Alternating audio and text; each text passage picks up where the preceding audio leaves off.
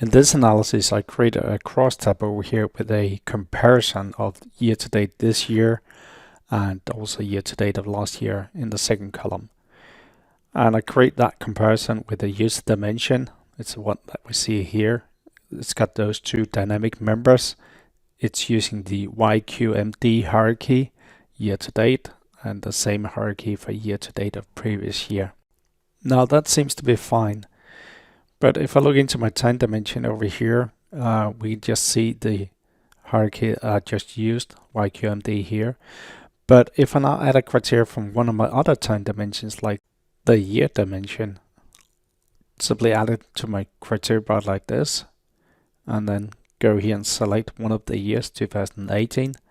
Now we can see that my 2019 column is empty over here. And again, if I select 2019, then my 2018 column will become empty. And if I select a different year, you might come up with a completely empty result like this. Now, we would like to prevent something like this from happening. And to do that, we need to look into our use dimension again. If we look in here, edit use dimension, and look at the members, we have this option called ignore dimensions on member. If I click here, I can now locate my year dimension, or actually my year attribute, and make sure that any criteria from that attribute is being ignored.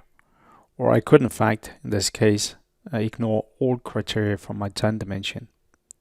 So I did that for my first element here, and I have to do something similar for my second element. So here I'll just ignore everything coming from the time dimension as well. Having done that, I can now go here and select one of the years again. And we can see that that criteria is actually being ignored over here. Even if I go with 2017, it's still being ignored as expected.